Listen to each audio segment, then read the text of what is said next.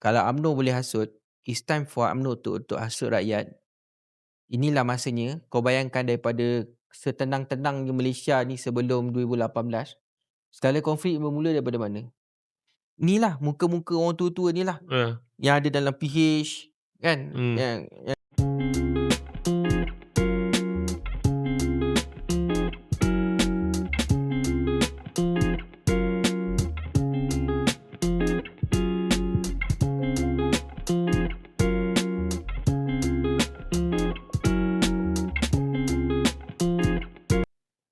Okey, kembali lagi kita dalam Soalan Jawab Part 2. Kali ni kita akan bincang politik juga.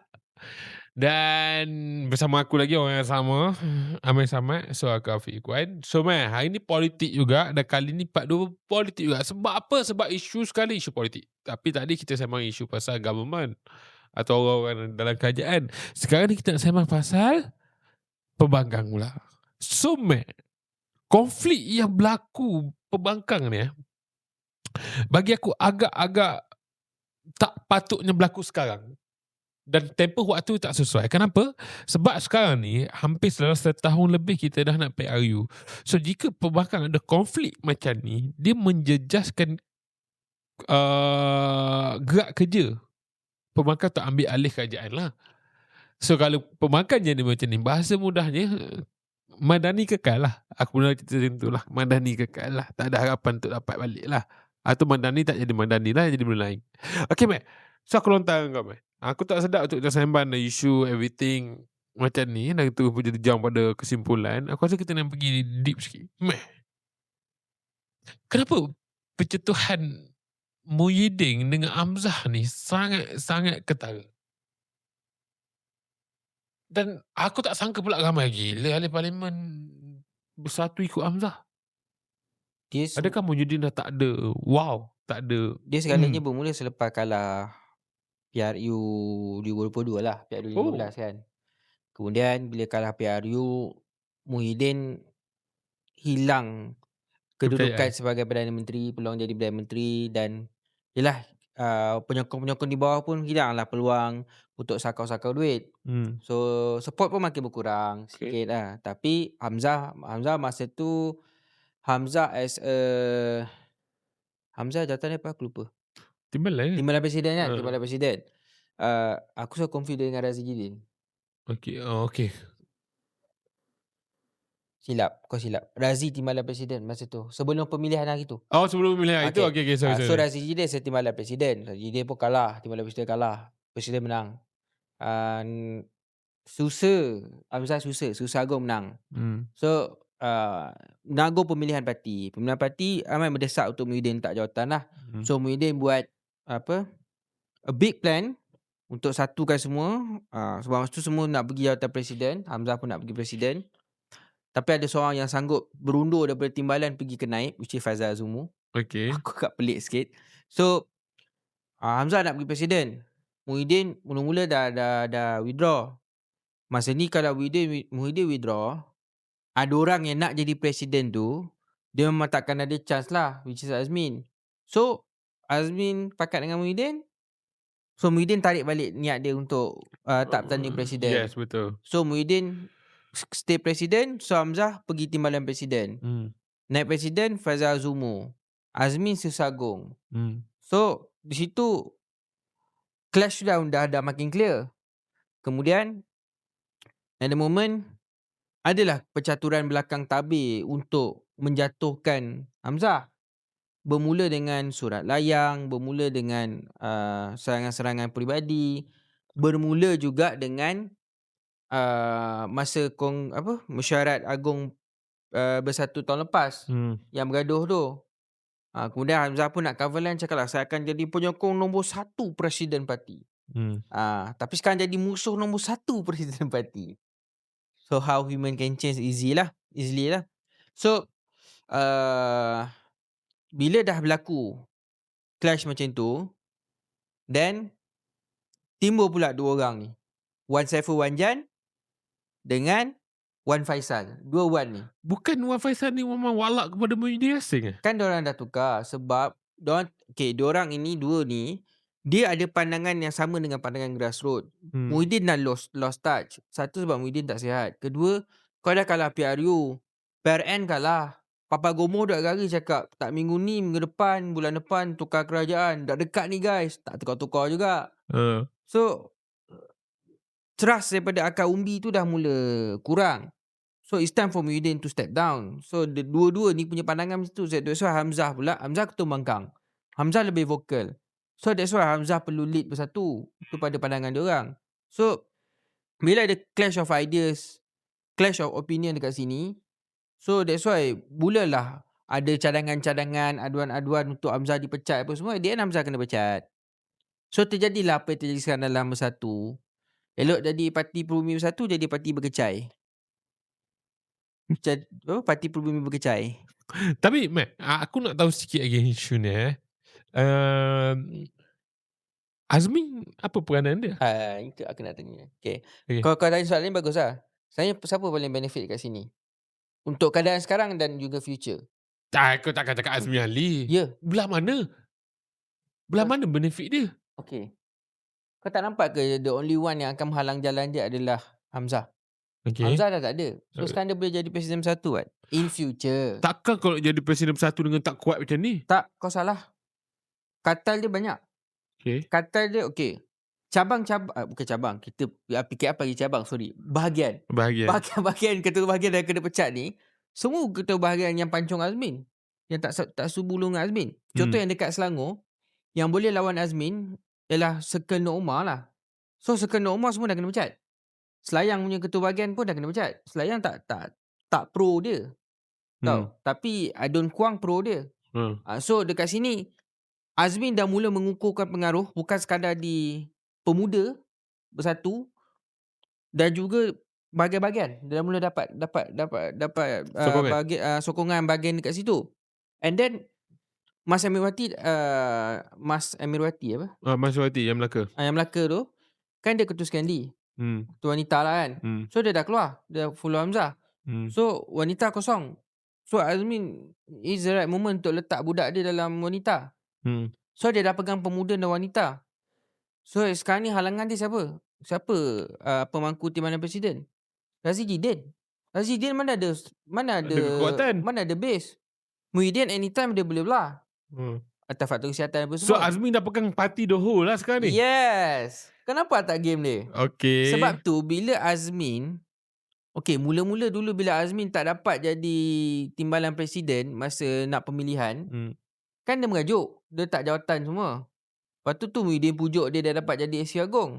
So bila jadi SC Agong, dia nampak ini momen dia untuk pancung Hamzah. So dia mulalah buat move. Surat dia sign apa? Mesyuarat dia yang handle apa? Setiausaha Agong kan? So di situlah dia buat job. So the best winner dalam isu Bersatu ni adalah Azmin. So kalau Azmi Ali dah dapat alih Bersatu, dah totally dia pegang gasuk dan 17 ahli Parlimen Hamzah tu ditendang totally. Maksud ditendang hancur lah. Okay. Kau rasa dengan Azmi seorang boleh menang PRU akan datang? Tak. Selangor pun tak. Tak pasti lah Selangor boleh menang ke tak. But after this kau akan nampak Azmin vokal lah. Tapi Muhyiddin ada bergaduh dengan PAS. Kau faham tak? Ting Azmi ni tak ngam dengan PAS punya ting. Ya betul. So that's the issue. Sama ada Azmin akan kembali kepada bos lama. Bos lama Datuk Seri Anwar Ibrahim. Ataupun orang ada dedahkan dia balik dengan bos lama, ataupun dia ada move baru lah, which is kita tak nampak lagi apa move tu. Tapi as for now, dia ada peluang untuk secure one party lah. Untuk pegang satu parti lah. So itu sekarang yang apa berlaku dalam Bersatu. Kita tengok dalam Perikatan Nasional pula. Perikatan Nasional, Widya Yassin dah letak jawatan. Widya Yassin downgrade daripada pengurusi PN kepada timbalan pengurusi PN. Dia sanggup Dia sanggup. Why? As long as dia masih ada peluang ada dalam majlis tertinggi PN and ada chance untuk jadi poster boy, dia think dia boleh dapat jadi poster boy, dia ingat PAS akan bagi je. Okay, itu satu. Kedua, kenapa bendahari PN yang tiba-tiba naik jadi pengurusi PN? Kenapa naik Presiden PAS yang naik jadi pengurusi PN bukan timbalan Presiden PAS? Kenapa? Itu akan jadi satu lagi barah dalam PAS. Sebab PAS sebenarnya indirectly PAS ada team. Okay. Tim Hadi, tim teknokrat dan juga tim ulama. Tim Dan Hadi tu tim lama lah? tak, Tak lah? Hadi dah separate team. Sebab kalau kau nampak sekarang ni, dululah Ketua Syura Ulama PAS tu pun ada beza pandangan dengan Hadi. Berbeza pandangan saja. Beef, gaduh. Oh. Directly lah sebab Tapi tak besar gaduh ni, dalam sebab je. biasalah PAS, kalau kau tak tahu memang kau tak tahu lah apa berlaku kat dalam kan. Cuma kata-kata sikit. Cuma as for now, naratif dia ialah why Tuan Ibrahim tak dapat. Sebab satu ialah Tuan Ibrahim ialah geng ulama lah. Geng teknokrat tak sama dengan ulama. So Okay. basically Hadi pro pada geng teknokrat dah sekarang. So that's one issue. Samsuri kau jangan cakap lah Sanusi jauh lah.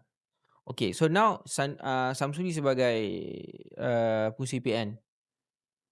Dalam PAS dia cuma naib presiden. By right dia ada posisi tak untuk bagi arahan ataupun mempengaruhi keputusan PAS? Ada? Apa maksud kau, Hadi ke Sanusi? Samsuri. Sanusi pula. Sanusi. Should be tak ada, betul. Sebab dia PM saja, dia macam we call apa, puppet. So sekarang ni geng-geng Samsuri cuba untuk portray Samsuri sebagai calon PM ke-11. Tapi geng Tuan Ibrahim Tuan Man dah pancung awal lah, dah cakap. Tuan Ibrahim mesti keluar statement. Samsuri pengurusi PN je. Poster boy mungkin orang lain. Kau nampak tak beef dia dekat situ? Okay. So benda ni berlaku semalam. Statement tu keluar daripada Tuan Ibrahim Tuan Man. So basically dalam PN pun akan dalam PAS pun akan ada punca pergaduhan lah. Sebab Samsuri ni nyawa politik adalah pada Tuan Guru Haji Hadi. Okay. Hilang Tuan Guru Haji Hadi, hilanglah dia.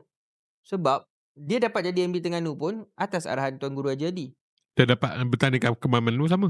Tanding Kemamat pun sama. So kalau jadi PM11 pun, calon PM11 pun atas arahan Tuan Guru Haji Hadi lah. Tapi kalau Tuan Guru Haji Hadi dah tak ada, dia pun dah hilang base. Dia bukan ada base pun.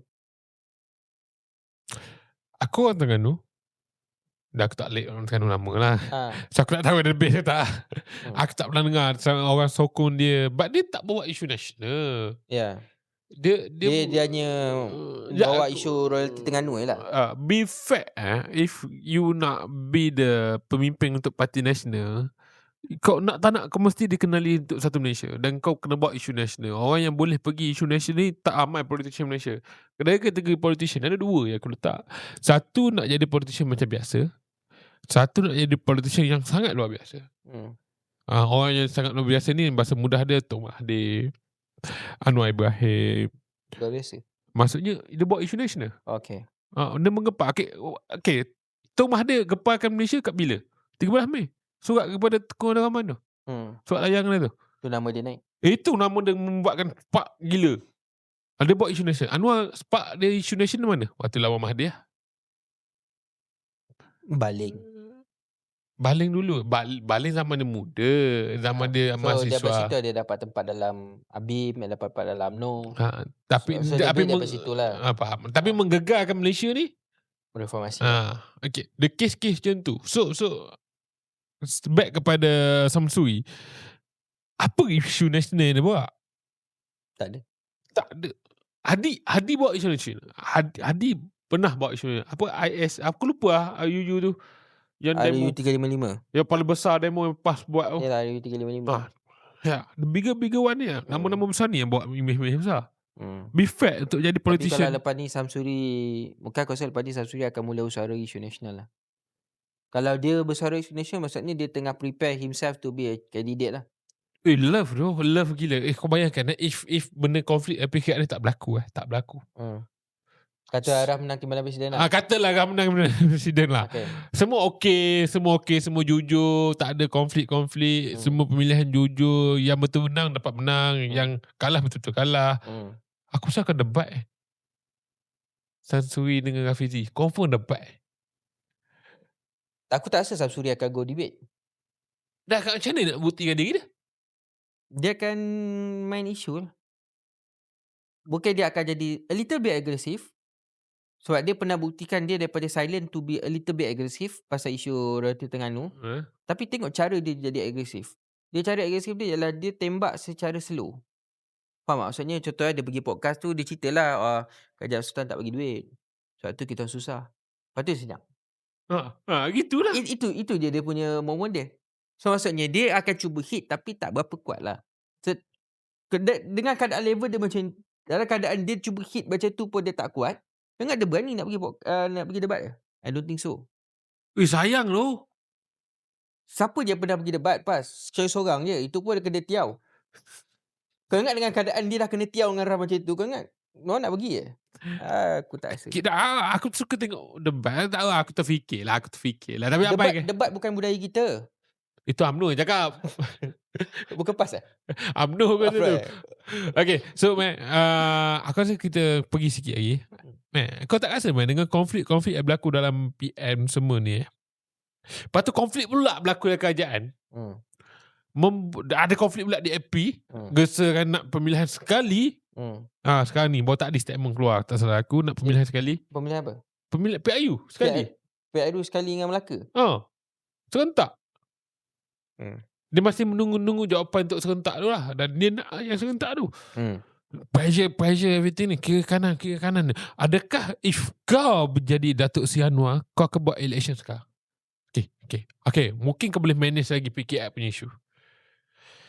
PM punya isu ni, seronoknya bergaduhan tak prepare ni. Kau boleh buat PIU pada bulan 6 atau bulan 7 atau bulan 8. Mungkin kau buat tahun ni. Sebab DAP tutup bulan 7 tau. Letak DAP tarik handbrake. DAP tarik handbrake. Tidur Anwar. Tidur. Aku rasa kalau aku di tempat Anwar sekarang lah aku. First, pertimbangan ni adalah dia nampak PN lemah. Ya, betul. Tapi mungkin daripada 70-80 kursi mungkin akan pergi dalam 60 kursi. Still ada base juga. Tapi adakah Madani tu akan work as a team ataupun UMNO akan tanding solo? Tanding solo aku rasa. Kalau UMNO tanding solo, katalah UMNO boleh gain balik. Katalah UMNO pergi 40 kursi. 40 campur 60 PN ada 100. Tarik Sabah Sarawak, aku kalah agak. So pertimbangan kalau Anwar silap, dia jangan buat sekarang lah. Kalau aku tak buat. Sebab tapi DAP tarik handbrake ni. DAP menekan-nekan ni. Aku gunalah kuas pengaruh diplomasi aku. Kita bincang. Kita telah berjuang lama. Macam drama kau bagi. Tapi aku tak rasa. Tapi aku rasa DAP serius kali ni. Ya, aku rasa DAP serius. Tapi aku tak rasa Anwar berani untuk buat sekarang sebab dia tahu the real problem is, aku still nampak the real problem is So bila? Mungkin kau nak biarkan PN. Okay, kalau aku jadi UMNO, aku akan gesa PIU sekarang. UMNO tak rasa. Sebab bersatu tekan kursi paling banyak, ambil kursi aku dah bersatu. Okay. PN lah paling banyak bersatu. Kalau boleh aku nak ambil balik bersatu punya kursi. Kalau boleh semua. Tak, aku tak rasa macam tu. So Tapi bila? kenapa UMNO tak desak sekarang? UMNO mungkin desak dalam waktu meeting nanti. Tak. So bila? Lepas Johor. Okay. Kursi Melaka, be fair betul lah. Kalau kau buat konflik UMNO sekarang, UMNO kena banyak mengalah lah kali ni. UMNO hold dulu. Sebab UMNO tak dapat satu benda lagi. Kau tunggu jap. Apa benda? Geng Hamzah. Apa? Geng Hamzah. So Geng Hamzah masuk UMNO balik? Kalau Geng Hamzah masuk UMNO balik, UMNO dapat benefit apa? Kalau aku jadi UMNO aku tak ambil lah. Ambil. Macam mana Pak Mahdi ambil 46? Pak Munan tu Tengku Razali. Dia figure besar. Tengku Razali tu figure besar. Dia figure man dalam UMNO tu. Ya, betul. Mama big man. Ya, betul. Tapi Hamzah dulu dalam UMNO MKT je. ya, betul. Sebab tu dia boleh kontrol Hamzah. Kuli yang besar tu pun masuk balik UMNO, Mahdi boleh kontrol? Tapi be fair, kuli besar tu. Momentum dia besar. Tak, 46 selepas Pilihan Raya 1995 dia dah out. So, untuk Penyatuan Melayu, 46 masuk balik untuk Kerajaan Anwar Ibrahim. Waktu konflik tu. So, Zahid sekarang dia nampak, aku bawa balik budak-budak Hamzah ni, masuk UMNO, aku at least dapat mungkin berapa? 18 kursi. Tambah lagi kursi-kursi aku rasa aku boleh rembat daripada PAS. Okay. So, tengok pada Melaka dengan aku, kalau aku di tempat UMNO, aku takkan attack masa Melaka. Huh? Sebab Melaka is 50-50 tau. Melaka is 50-50. 50-50 tu siapa? Means like belum totally solid pada UMNO lagi. Okay. Tunggu. Jangan gelojoh. UMNO akan tahu dia solid ke tidak dalam 2-3 bulan sebelum bubar. Based on latest data, aku baca hari tu masih lagi BN still ada majority lah, tapi tak strong lagi. Okay. So if let's say katalah BN kembali dapat 21 kursi dalam Melaka, macam dia ada buat macam hari tu. Okay. Kemudian Johor, the momentum is same. Uh. Masa tu UMNO akan attack. Waktu Johor? Yes, selepas Johor. Melaka dulu Sarawak. Lepas tu Johor. Johor last lah. Johor last. And aku berani cakap Sarawak Tak ada orang masuk. memang takkan ada orang masuk lah. Uh. So Sarawak akan jadi beef antara DAP dan PH dan GPS lah. GRS lah. GRS lah. Betul GRS. GPS Sabah. GPS. So dia akan shake juga hubungan antara GPS dengan PH. So UMNO akan cucuk lepas tu lah, kau tengok Kau nak bertanding semua kursi, kau tengok DAP bagi muka kat engkau ke? PKR bagi muka kat engkau ke? Kau ingat pilihan yang akan datang nak bagi muka ke? Tak apa. It's time for us to tikam balik dia. Sebab dalam perbincangan untuk future ni, kalau kau go pada perbincangan, banyak orang akan rugi sebenarnya. Banyak orang akan rugi. So, aku rasa UMNO dia akan hold. Tapi Anwar kalau dia buat sekarang tak bijak lah. So, PRU kali ni adalah PRU yang paling banyak percaturan lah. As usual, pilihan raya akan jadi paling banyak percaturan. Dia starting daripada 2013 lagi punya pilihan raya. Tidaklah sekonflik ini. ini. Tapi dia okay. Setenang-tenang PRU 2004 dengan rabak PRU. Segabak 2008 tu. Tiba-tiba ada twist macam tu. Start 2008 lah aku rasa. 2008 ke 2013 dia agak dah mula complicated. 2004 kalau letak songkok pun Barisan Nasional menang. 2008 dah mulai complicated. 2013 more complicated. 2018 lagi. 2020 lagi complicated. In future lagi complicated. Sebab ni banyak. Dia akan jadi banyak sebab kau bayangkan daripada one by one. Sebab semua pernah bercium mulut daripada one by one 2004. Lepas tu pecah jadi 3. 2008 1 by 3. Masa tu tak buat Pakatan Rakyat lagi. Tapi ada kesefahaman lah untuk tak tembung sangat. Kemudian dia back to one by one. Kemudian dia back to 1 lawan 2. 1 lawan 2. 2018. PAS lawan PH. PAS lawan BN. Gagasan Sejahtera, Pakatan Harapan, BN. 2022 free for all. 2020 in future lagi free for all. Tambah parti lagi. So dia akan jadi menarik lah. Macam Raf cakap pesta badut-badut politik. Ya kan. And aku just harap satu lah. Rakyat boleh menghukum diorang ni. Ya, yang mana tak memberi impact. Aku bagi pandangan yang agak radikal sikit lah. Kalau UMNO boleh hasut, it's time for UMNO untuk hasut rakyat. Inilah masanya. Kau bayangkan daripada setenang-tenangnya Malaysia ni sebelum 2018. Segala konflik bermula daripada mana? Inilah muka-muka orang tua-tua ni lah. Yang ada dalam PH kan. Yang dalam PH dulu 2018. Kemudian mereka diorang bergaduh each other. Kita UMNO tetap solid macam ni. So it's time for us benamkan diorang semua, menangkan UMNO. Untuk amankan politik Malaysia. Dan bila semua benam, masing-masing akan dissolve parti lah. So idea kau lah benamkan UMNO? Bukan. UMNO membenamkan diorang.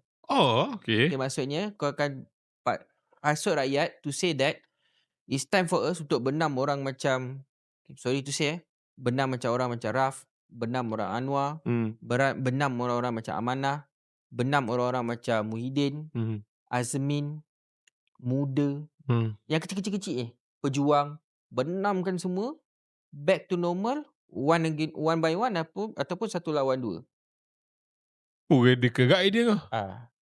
Kalau UMNO pandai hasut lah. Kalau UMNO pandai lah. Tapi benefitnya is sebab in future dia akan jadi clear opinion, clear option. Sama ada kau pilih UMNO ataupun kau pilih parti lawan yang ada dalam 2-3. Senang cakap macam ni lah. Bukan macam dia taklah sedirect. Okay, dia macam UK lah. Buruh, konservatif ataupun ada parti baru ni apa? Apa dah aku lupa, ada satu parti baru dekat UK. Yang muda tu? Yang Parti anak muda tu? ah, Generasi muda tu? ah, Aku lupa nama dia, tapi okay. semua anak muda So dia punya. macam itulah, dia tak adalah one by one sangat, tapi at least tiga penjuru okey lah. Sekarang ni aku rasa mau jadi 8 penjuru kot. Dari Sabah? Ya. So janganlah Malaysia ni dia macam Indonesia. Pening weh nak pilih. So pada pandangan aku macam tu lah. Tapi the best, okay sekarang ni the best winner is UMNO. The best benefit is UMNO sekarang ni. Kau bergaduh-gaduh lah, UMNO the best benefit. The second yang dia rasa dia dapat best benefit adalah PKR. Kononnya dia tengok bersatu berpecah, PAS berpecah. Banyak kursi yang aku dapat ni. Kita PKR solid akan dapat 80 kursi. Anwar akan jadi Perdana Menteri lagi sekali. Bak kata keamanan. Kita akan kuatkan lagi kerajaan Madani. Dia punya pandangan macam tu. Tapi sebenarnya yang dia tak nampak is korang pun bergaduh juga. The best winner is UMNO. UMNO tak ada konflik dalam kan? Ya. Selamat, tenang hidup dia. Tapi macam mana lontaran kempen nanti? Dulu kempen 2022. Sini kata sini kata sana, sini pergi sana. Aku rasa UMNO akan mula dedahkan skandal-skandal dalaman. Kalau UMNO berani. Wow. Sebab kementerian yang tak ada isu adalah kementerian-kementerian UMNO. Pasal yang tak ada isu skandal. Pendedahan baru-baru ni daripada laporan Ketua Audit Negara, hanya ada satu je kementerian UMNO yang ada masalah. KPT. Itu je. Kementerian lain tak ada masalah. Senyap sunyi. Business as usual. Tapi kementerian-kementerian yang PKR lead, contohlah, DAP pun ada isu. My Digital ID. Buat DAP kan? Yes. Gobin kan? Kementerian Dia berpecah. Dia macam waktu the idea My Digital ID dulu first. Tak pasti ke macam mana, tapi sebab Gobin dah masuk, so Gobin ambil alih lah. Gobin kan? Ada isu. Data kelola. So yang tak masalah siapa? UMNO. So UMNO, kau ingat UMNO tak ada data semua ke? Tak ada maklumat semua ke? If UMNO pergi pada naratif ni, dia jadi perang tau. Memang perang. Kempen tu jadi berterabur dan naratif tau. So move yang akan lahir nanti dapat benefit banyak lah. Sebab semua konflik. Sebab tu Raf nampak benda tu. Tak tahu, aku tak tahu lah Raf buka. Aku tak tahu Raf buka parti kan, dia tak declare pun apa-apa. Tapi itu point tak kisah pun. Tapi dia yang akan, contohlah kata asal muda tidur tu, maksud dia jadi third move lah. Muda tak ada base. Tu je masalah dia. Muda tak ada base. Tu je. Tak ada base, tak ada member. Kesian. Dia, aku minta maaf cakap lah, muda akan end up jadi PSM. Setuju tu, salam sikit. Setuju tu. Muda akan end up jadi PSM, apa aku nampak in future lah. Tapi untuk PKR pun jangan terlalu confident sangat, sebab yang keluar 10 ni akan memberi tamparan besar pada PKR nanti. So aku nak bicara tu, aku cuma terfikir that space waktu kau ceramah ni. Siapa yang berkempen untuk PH masa tu, kalau PH masih ada lah, aku ucapkan good luck lah. Aku tak tahu apa kau nak cakap. Susah tu. Dia akan main kempen macam ni. Tengok dia buat pentadbiran Anwar Ibrahim sebagai Perdana Menteri dan Menteri Kewangan. Ringgit mengukuh. Bantuan banyak. 9 penceramah 9 cakap bersama. Kau dengar, ya Allah. Apa benda ni? Bak datang pula Menteri Fadhil Siddiq masa tu. Berceramah. Apa saya dah buat? Saya dah betulkan sekolah. Saya dah kembalikan takwim pendidikan ke tahun awal. Ke bulan Januari. Kejayaan terbesar. Sorry to say, kepala badan kau. Ya. Orang nak dengar benda tu ke? Tak lah. Aku macam aku tak nak nanti campaign. Aku sumpah aku nak pergi dengar lah. Apas aku tahu dia sembang apa. Dia konsisten. Pak konsisten lah. Konsisten dia tahu sembang apa.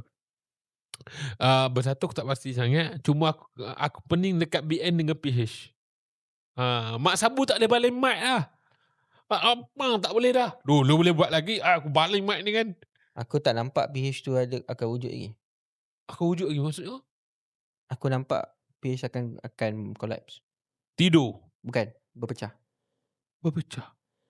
Akan ada naratif, akan ada jajaran baru lah. So amanah DAP lah. Amanah DAP akan stay. Itu kawan baik. Tu kawan baik. Sehidup semati. Cuma there will be a new movement akan join diorang. Model PH tapi without PKR. Apa muda pergi sana?